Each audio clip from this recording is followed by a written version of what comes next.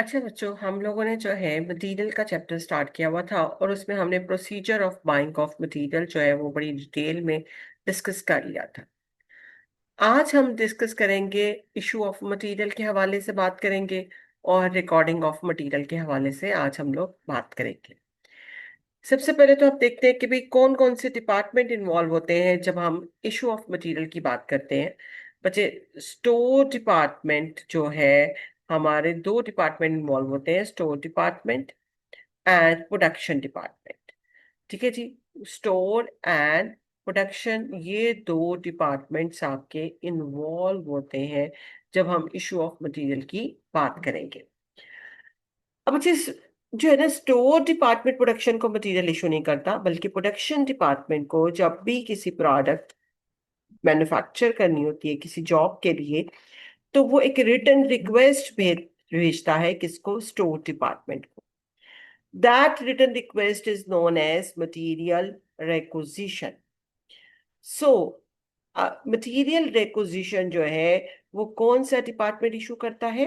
वो production department issue करता है। और किस डिपार्टमेंट को इशू करता है? स्टोर डिपार्टमेंट को। कि उसे स्पेसिफिक क्वांटिटी ऑफ मटेरियल जो है वो इशू कर दी जाए फॉर द जॉब नंबर 1 2 3। जो भी हमारी जॉब नंबर चल रहे होते हैं उस हिसाब से हम उसको जॉब नंबर मेंशन कर देते हैं एमआर पे, मटेरियल रिक्वेजिशन पे। अब अगर हम देखा जाए तो मटेरियल रिक्वेजिशन आपका कौन सा डॉक्यूमेंट है? एक इंटरनल डॉक्यूमेंट है। तो अगर हम मटेरियल रिक्वेजिशन को डिफाइन करें तो हम कहते हैं material requisition is internal document used by the production or the department head to request the material from the store department for the production or the other operational purposes। कि भी उसे material issue कर दिया जाए for the job production और other operational purposes. ठीक है जी। Material requisition जब स्टोर डिपार्टमेंट को रिसीव होती है तो स्टोर डिपार्टमेंट जो है specific quantity of specific material production department को इशू कर देता है। अब प्रोडक्शन डिपार्टमेंट में मटेरियल आ गया। अब होता क्या है बच्चे, सम टाइम सपोज हमने जो है ना एमआर मंगवाई 100 kg की, मटेरियल के की। अब हुआ क्या कि बाय चांस इस जॉब पे पूरा 100 kg material, 100 kg material consume नहीं हुआ, बल्कि जो है, जो मटेरियल कंज्यूम हुआ वो था 80 kg। अब बच्चे कितना मटेरियल जो है वो आपका अनयूज्ड बच गया? 20 kg मटेरियल जो था वो हमारा अनयूज्ड बच गया इस जॉब का। सपोज हम जॉब नंबर कह देते हैं जी, जॉब नंबर 1 है। अब बच्चे, प्रोडक्शन डिपार्टमेंट्स कभी भी जो अनयूज्ड मटेरियल है अपने पास नहीं रखते हैं। वो क्या करते हैं? ये अनयूज्ड मटेरियल वापस भेज देते हैं किसको? स्टोर डिपार्टमेंट को। जब ये अनयूज मटेरियल वापस जाएगा स्टोर डिपार्टमेंट को, रिटर्न होगा, तो हम ऐसे जुबानी कलामी रिटर्न नहीं कर देंगे। ये रिटर्न किसके थ्रू होगा? मटेरियल रिटर्न नोट के थ्रू होगा। ठीक है। तो जब भी हम अनयूज मटेरियल या फॉल्टी मटेरियल रिटर्न करेंगे स्टोर डिपार्टमेंट को, तो हम क्या इशू करेंगे?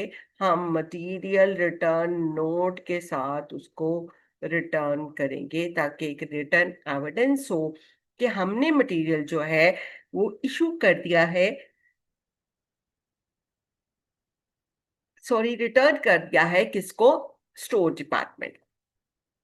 ठीक है जी। अब अच्छा, समटाइम ऐसा भी होता है कि आपकी ऑर्गेनाइजे आपके किसी उसी सेम डिपार्टमेंट में या किसी दूसरे डिपार्टमेंट में ये मटेरियल के रिक्वायर्ड होता है। तो बजाय इसके कि हम ये मटेरियल के जो है अपने पास मतलब हम इसको हम रिटर्न करें स्टोर डिपार्टमेंट को, हम इसको ट्रांसफर भी कर सकते हैं टू अदर डिपार्टमेंट और द जॉब।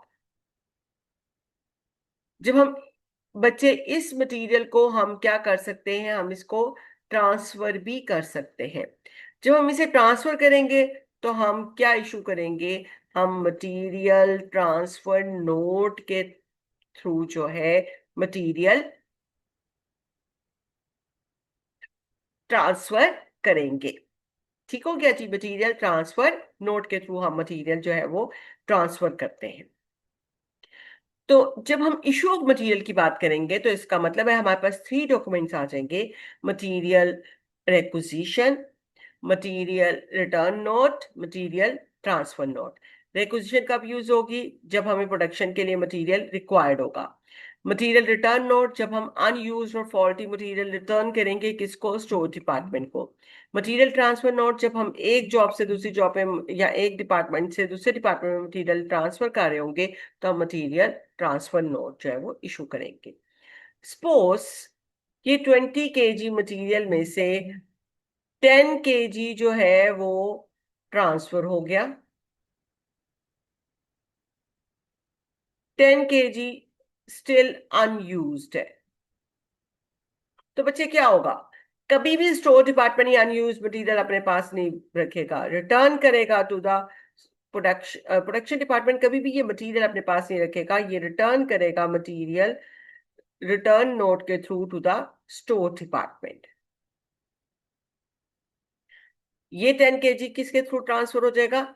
MTN के थ्रू, मटेरियल ट्रांसफर नोट के थ्रू। ठीक है जी।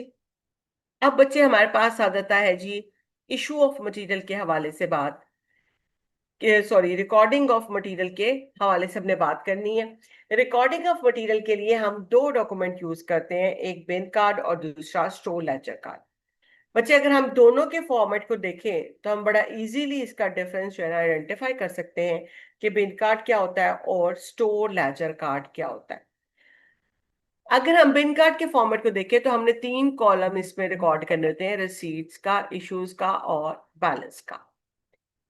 ठीक है जी। और इसमें हमारे पास डेट और क्वांटिटी आ जाती है रिसीट के कॉलम में, फिर डेट एंड क्वांटिटी, फिर date and quantity in the balance column. जब हम स्टोर लेजर कार्ड को देखते हैं तो हमारे पास भी रिसीट्स, इशू और बैलेंस का कॉलम है, लेकिन अब हमें डिफरेंस क्या नजर आ रहा है कि डेट, यूनिट प्राइस और फिर total value. Date, unit price, total value, date, price, total value. इसका क्या मतलब है कि भी बिन कार्ड और स्टोर लेजर कार्ड दोनों क्या रिकॉर्ड करते हैं? वो रिसीट्स, इश्यूज और बैलेंसेस को ही रिकॉर्ड करते हैं, लेकिन डिफरेंस क्या है? बिन कार्ड सिर्फ क्वांटिटी में रिकॉर्ड करता है ये 3 चीजें। इन टर्म्स ऑफ क्वांटिटी कि कितना मटेरियल रिसीव हुआ, कितना मटेरियल हमने प्रोडक्शन के लिए इशू किया, कितना हमारे पास इन्वेंट्री में बैलेंस है, इन टर्म्स ऑफ यूनिट्स और in terms of quantity only. That is known as bin card. जबकि हम स्टोर लेजर कार्ड की बच्चे जब बात करेंगे तो स्टोर लेजर कार्ड जो है वो रिकॉर्ड करेगा रिसीट्स को, इश्यूज को और बैलेंसेस को in terms of quantity as well as prices.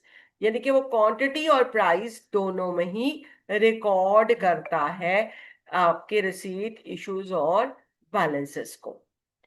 ये हमारे पास जो स्टोर लेजर कार्ड है वो कौन सा डिपार्टमेंट मेंटेन करेगा? वो अकाउंट्स डिपार्टमेंट मेंटेन करता है। और बिन कार्ड जो है वो स्टोर डिपार्टमेंट मेंटेन करता है। ठीक है जी। ये हमारे पास डिफरेंस होता है बिन कार्ड और स्टोर लेजर कार्ड का। अब नेक्स्ट जो टॉपिक होगा वो हमारा स्टॉक वैल्यूएशन मेथड का होगा। इंशाल्लाह ताला हम उसको डिस्कस करेंगे और वैल्यूएशन मेथड्स को पढ़ेंगे।